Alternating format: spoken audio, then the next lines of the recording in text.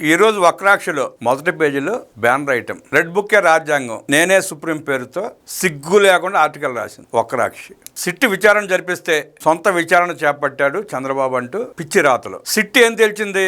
పాత్రదారులు ఎవరో తేల్చింది. ఆ పాత్రదారులు వెనకాల ఉన్న సూత్రధారులు ఎవరో తెలియాలి కదా. సిట్ అసంపూర్తిగా విచారణ పూర్తి చేస్తే దాన్ని ముందుకు తీసుకువెళ్లే క్రమంలో కమిషన్ ఆఫ్ ఎంక్వైరీస్ వేసింది కూటమి ప్రభుత్వం. అంటే సిట్ అసంతృప్తిగా పూర్తి చేసిన విచారణని కొనసాగిస్తే మీ బ్రతుకులు బస్టాండ్ అయిపోతుందని మీ వెన్నులో వణుకు మొదలైంది. సిగ్గు లేకుండా ఇంకా వ్యాసాలు రాసుకుంటున్నారు. దుర్మార్గంగా దోచేసి పవిత్రమైన శ్రీవారి లడ్డూని కల్తీ చేసి ఇంకా జంకు బొంకు లేకుండా కరపత్రం సాక్షి వక్రాక్షి ఉంది కదా అని ఇష్టం రాసుకుంటున్నారు. ఈ దేశంలో ఏ ల్యాబ్ అయినా కల్తీ జరగకపోతే కల్తీ జరిగినట్లు రిపోర్ట్ ఇవ్వగలదా? పాత్రదారులు ఎవడో తేల్చి సూత్రధారులు ఎవరో తేల్చని దర్యాప్తును మాత్రమే నిజమని నమ్మమని ఇంతకు మించి ముందుకు వెళ్తే మేము దొరికిపోతాం కదా అన్నట్లుగా గుమ్మడికాయల దొంగ చందాన భుజాలు తడుముకోవడం ఎందుకో? మేము తప్పు చేయలేదు, మీరు ఏ దర్యాప్తు చేసినా ఏ ఎంక్వైరీ చేసినా మా నిజాయితీ బయటపడుతుందని ఎందుకు ధైర్యంగా చెప్పలేకపోతున్నారు? ఎందుకు తేలుకుట్టిన దొంగలా వ్యవహరిస్తున్నారు? మీ కరపత్రిక వక్రాక్ష ద్వారా ఈ పెడబొబ్బలు వికృత చేష్టలు కూలీ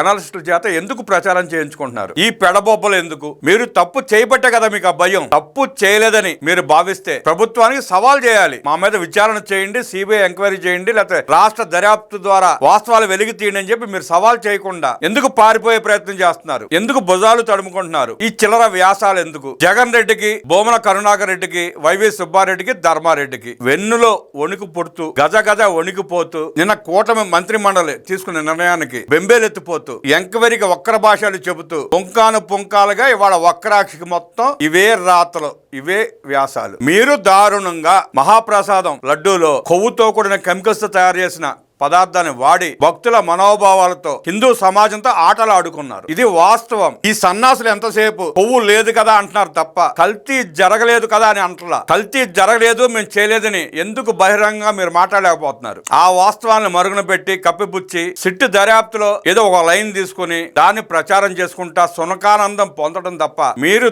దుర్మార్గులే అని ప్రపంచం అంతా కోడేకొస్తుంది. మీరు దొంగలో, మీరు దొంగలో, మీరు దొంగలో. దాంట్లో ప్రజలకు ఎలాంటి అనుమానం లేదు. తిరుమలను అపవిత్రం చేసి 250 కోట్ల రూపాయలు దోచుకున్న దుర్మార్గులు మీరు. నిర్భీతిగా సుప్రీంకోర్టు ఆదేశాలను ధిక్కరిస్తూ బాబు మళ్ళీ సొంత విచారణ అంట. సుప్రీంకోర్టు ఆదేశాలు ధిక్కరించింది ఎక్కడ?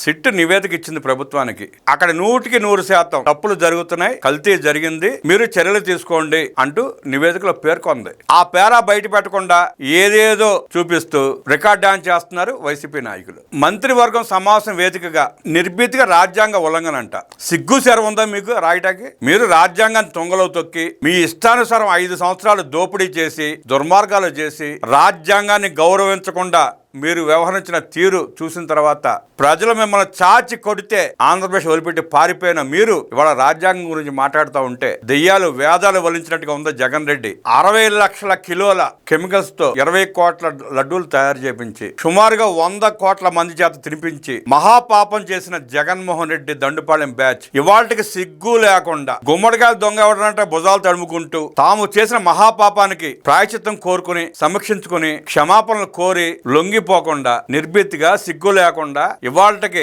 ఆ కోటాను కోట్ల మంది భక్తులని మోసం చేస్తూనే దిగజారుడు రాతలు రాసుకుంటూ మీరు చేస్తున్న దాడిని భరించే ఓపిక పరిస్థితి ప్రజలకు లేదు, భక్తులకి అంతకంటే లేదు. మీరు రాష్ట్రాన్ని అన్ని రకాలుగా లూటీ చేసిన మౌనంగా ఉన్న ప్రజలు లడ్డూ విషయంలో మాత్రం మిమ్మల్ని నిలదీస్తారు, మిమ్మల్ని కడిగి పారేస్తారు, మీ చొక్కాలు పట్టుకుని తరిమి తరిమి కొడతారు. మొన్న అంబడికి జరిగింది, రేపు మీకైనా అదే జరుగుతుంది. తిరుమల విషయంలో మీరు ఇంకా అవాకులు చవాకులు మానకపోతే అబద్ధాలు ఎలాగా రాస్తా ఉంటామంటే భరించే ఓపిక భక్తులకు లేదన్న సంగతి మీకు గుర్తుంచుకోవాలి. మహాపాపం చేసి నీచానికి ఒడిగట్టి దుర్మార్గంగా 250 కోట్ల రూపాయలు దోచుకుని ఇంకా హిందువుల మనోభావాలతో ఆడుకుంటామని మీరు అనుకుంటే అది మీ భ్రమే. మీ మెడలు వంచి ఆ స్వామివారికి క్షమాపణ చెప్పిస్తారు స్వామివారి భక్తులు. అది విస్మరించి మీరు ఇలాంటి ప్రయత్నాలు చేస్తే మిమ్మల్ని ఆ దేవుడే చూసుకుంటాడు.